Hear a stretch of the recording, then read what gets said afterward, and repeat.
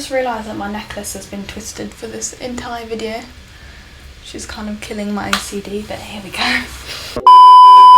Bonjour tout le monde! Hi guys! So today's video I wanted to share with you guys some of the weird and wonderful things that I've experienced whilst living in France. These are by no means necessarily negative things, I just think they're things that are important to know. Obviously when you are going from one country to another there's going to be differences and things that you're not used to or accustomed to, and as much as travel is a wonderful thing and I really love it, it is important to be aware of cultural differences and things that you may encounter that you may not be used to from your own culture, for example. So if all that interests you, then keep watching. Okay, I'm probably going to keep knocking this plant and this light, by the way, but we are matching, so...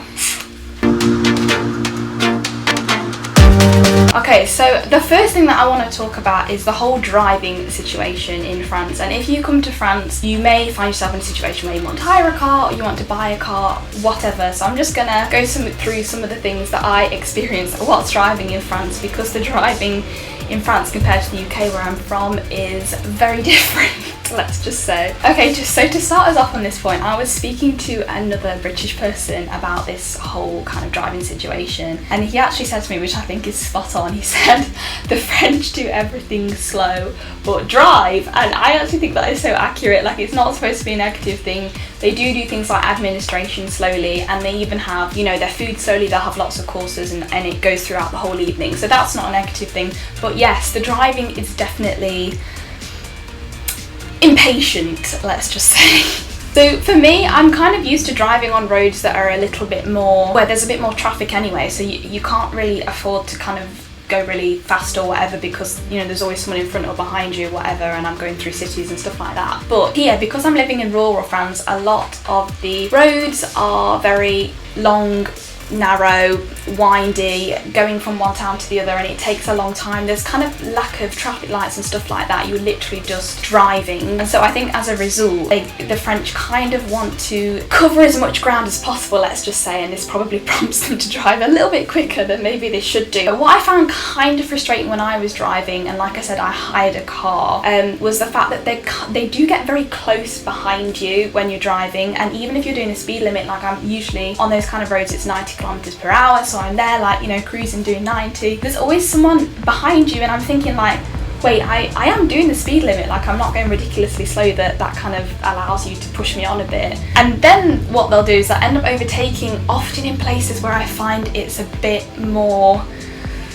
dangerous. So it's like you either kind of drive faster so that they're not behind you, or you drive normally and then they go around you, and it kind of causes you to be a bit nervous because they're overtaking, and then they've got to get in case someone comes the opposite way. So I do find that a bit nerve-wracking, I'm not gonna lie. And it's not really what I'm used to, because I guess I'm more used to driving on like dual carriageways or motorways, where if people overtake, they overtake, you know, somewhat safely, and then they return to the lane in front of you and you don't really have anything to do with them again. But with this, it kind of involves you because they're directly going back onto your lane, and it's just, I find it a bit hair-raising. I'm gonna be honest about it. But just be aware that if you're in that situation, it's not your fault if people are taking risks or if people are kind of pushing you on. You have to hold your ground a bit. Just to be aware when you're driving that it's not always your fault if someone is right behind you. Usually it's just because they're a little bit impatient, let's just say. Okay, so moving on from that point, I'm going to talk about the general kind of geography of the country on a whole, because that kind of links into the point that I was talking about. So as I was saying, like, the rural areas do have a lot of long country roads, and that is just because the country is so big. It's twice as big as the UK with the same population, so they've got the same amount of people, just a lot more space. So this means that getting from A to B is a lot harder, and like I said, I think because they have so many long roads that aren't necessarily like motorways, there is a lot of ground to cover from place to place, town to town, city to city in general. So what I do tend to find with this is that the towns and cities are very spread apart, so if you are looking to do one thing in one area and one thing in another, you can't necessarily do it all in one day. I'm kind of used to like, oh, I'll take the bus, go into the town, and I'll get everything on my list ticked off. But sometimes it's not like that here, because it's necessary to go from one town that's like an hour away to another town that's an hour away to then going back to where you live an hour away. Particularly if you want to just go out in the evening like to a restaurant, you have to take into consideration that you might have to drive an hour to get there. I didn't realise how difficult this can make things because I come from just a small town in the UK, but in that small town there is everything you need. There's restaurants, there's shopping, there's the cinema, there's even things like roller skating, escape rooms, stuff like that. So you can have one evening and do as much as you can possibly do, or a weekend you can go back and forth, and it's only half an hour away from where I live. But if you want to do that here, you really have got to take into consideration how much travelling you want to do, because you can end up doing a lot of travelling and then by the time you get there you're kind of tired and you have to think about coming back, and it can just be a bit exhausting. So you really have to kind of amend your schedule and be realistic about what you can fit in. And another thing to take into consideration is closures. There are a lot of closures of stuff. I tend to find that they have a lot of jours fériés, which is the bank holidays, and sometimes they come up unexpectedly. They don't always align with the UK ones, of course. And also Sundays, a lot of stuff closes on Sundays. The supermarkets will close on Sunday. Obviously in the UK we're kind of used to them having limited opening times, but they're still open. They will not be open on a Sunday, and then if there's a jour férié after that on a Monday, or even sometimes they can be on a Saturday, that's it. There's 2 days where you cannot physically go and get food, so you have to work out beforehand when you're going to do your grocery shopping, for example. And another thing which is kind of funny is the closure of things at lunchtime. So often things like the post office and sometimes even the supermarkets will close from 12 till 2 for their lunch break, and you absolutely, you cannot go in at that point. And that can be a bit frustrating because I always used to forget that, and I used to, be going to do something, go to the post office or whatever, get there and it's closed, and then I have to go to work at 2, and then if I don't finish till 6, then it's closed at that time as well. So you really have to take into consideration the chores and things like that you need to do and work it into your day, or else you'll just find that you keep going when it's closed. I guess oh my gosh, every time. So kind of moving on from that, and an adjoining point to the point that I mentioned previously is the lack of public transport. So like I said, they do have these kind of very long windy roads that go from town to town in the rural areas, but there is definitely a significant lack of transport. And for me, before I had a car, this meant that I couldn't really go anywhere unless I was, hitching a ride or whatever. There was only one bus in my town, and it went to the bigger town that was only about an hour away, but it took 2 hours on the bus because it was going the more rural route and picking up as many people as possible, and it only left at 6 a.m. in the morning because it kind of doubled as the school bus as well. So if you wanted to go anywhere, you had to get up super quick, and then you had to work out how much time you had in that town when you arrived before you had to come and take 2 hours on the bus back. So you're really having to factor that into your day, and that was a bit of a pain, I must admit. And also, if there's people that live in sort of the more rural areas outside of the town itself, there's absolutely no public transport for them coming in. They have to rely on their cars, and I guess, like I said, because they have to do so much driving, potentially that's why they're a little bit more impatient when they drive. But kind of a more serious problem, looking at the lack of public transport, is one of the things that fueled the Gilets jaunes movement. This was one of the things that the protesters, you may be aware of, that started in, I think it was November 2018. This whole movement started in Paris as well as the rural areas. Well, actually it did start in the rural areas, and then it kind of spread to the Champs-Elysees, and that was the grand finale. And I'm sure you saw it over the news and things like that. But one of the things that was a problem and kind of, like I said, fueled the anger of the Gilets jaunes was the lack of funding and infrastructure in rural areas. So like I said, they tend to not have as many motorways unless it's from a big city to another big city. So like I said, the rural areas are just not served in that way. Lack of public transport, even the train stations, it does take me an hour to get to a train station that will actually go to Paris. So if people are wanting to go to work or whatever, the only option is to drive.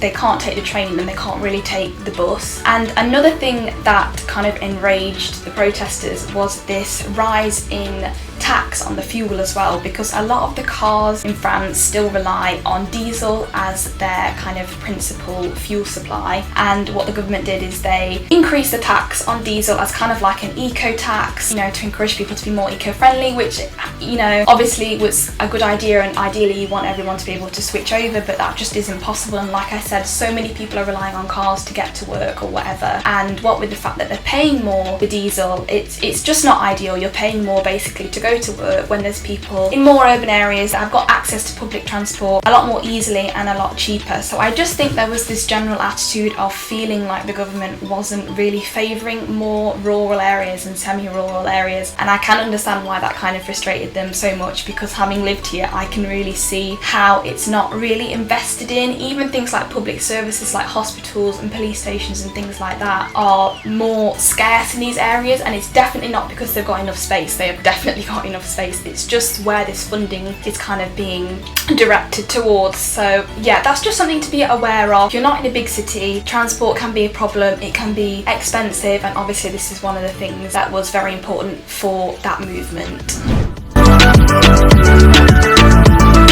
Okay, so the kind of last one is a big one. It's got a couple of different areas I'm going to look at, but it is kind of the overall living situation in terms of the actual practicality of the housing. So there's this degree of impracticality that I'm going to discuss, which I guess is impractical to me because I'm used to a certain standard, but for them probably isn't an issue. But like I said, it's just kind of going over these things and being aware of the differences. So for example, kind of just the general layout of houses is often, it can be questionable, I must admit. So I lived in a little gîte last year, which is kind of like, it's kind of like a cottage but a little bit smaller, you know, that kind of French chateau style almost, but obviously it's not a chateau. It was, you know, fairly small, but it had a few rooms. And one of the things that it did have is in the kitchen it had a staircase that went directly upstairs, but at the top of the stairs it went straight into a bedroom, and then next to that bedroom is another bedroom. So if you're wanting to access the second bedroom, you have to go into the first bedroom because there's no separate hallway with separate doors that you can close. And additionally, at the bottom of the stairs in the kitchen there was no door, and there was no door from the kitchen to the living room. So in the winter I would constantly have drafts because I can't you know, stop the cold air from coming in, and then in the summer I can't kind of keep one room cool because the heat is just kind of, you know, circulating around the house. And like I said, in terms of like privacy, obviously I was on my own, but if you're staying with, you know, friends or family or whatever, you're constantly having to pass people to get to your room, I guess, which, you know, if people are sleeping or whatever and you just need to pop downstairs, you're having to pass through their bedroom, which can, I guess, is kind of just a little bit impractical really. Another funny thing is a lack of sofas, like or settees, whatever you want to call them. They don't seem to have sofas or settees in front of like a television. They will have like separate maybe, you know, chairs, but then they don't tend to be comfortable, and even in the apartment that I'm in now there isn't. And I know that sometimes can be to save space, but both places I've stayed in have been, you know, sufficiently large and they don't have sofas, and sometimes I miss just like being able to flop down on a sofa when you come home, because you can do it on your bed, but like sometimes it's just nice to walk into the living room and do that, and then you can, you know, have dinner on it as well and just chill in front of the TV. So yeah, that's definitely one that I do kind of miss, I'm not gonna lie. And another funny one is the fact that they have their bathroom separate to the toilet. So they'll have like a toilet room with just the toilet in it, and then next to it is the sink and shower and bath, you know, whatever you want, which I guess in a way is useful because you can have two people using the two separate rooms at the same time, but also at the same time I feel like it's kind of more convenient to have, yeah, it's noisy as well. But yeah, for me, I kind of prefer having the sink with the bathroom because they just, I don't know, they go hand in hand. That's kind of why you have a sink with a toilet. And you know, if one person's using one room and then you're wanting to use that room and then another room straight after, it just kind of complicates it and makes it difficult. I think I'd rather just have it all in one area and wait for someone to just, you know, do the whole thing in the bathroom rather than taking it in turns, and you know, one person might need one aspect to the bathroom, one person might need another aspect. So I think that can kind of make things complicated. But what's funny is that there was that same style of like bathroom separate to the toilet in my house, in my gîte that I stayed in last year. But it was funny because, like I said, they were separate, but then there was a door enclosing the whole two rooms, which completely defeated the whole point of having them separate, because if someone is using the shower or the sink or whatever, due to privacy you can't just walk in and go into the toilet anyway, like, because there's someone using it. So it defeats the whole object of having them separate, and I just don't really understand the point of it. They should just either have it one whole room or just kept them separate and not had a door. It was kind of a bit of a waste of space, and I don't really know what the architect was thinking there. So that's the general kind of idea of the things that I just found different different and a bit weird and wonderful when coming to France. Like I said, not necessarily good or bad things, just different to what I'm used to. If you've had any bizarre experiences, don't be afraid to let me know. It's always interesting to share these things between travellers. So thank you guys for watching this video. It would mean a lot to me if you could give it a big thumbs up and subscribe to my channel if you haven't already. And I will see you in my next video to talk about all things French. What I say at the end of videos. À bientôt les amis!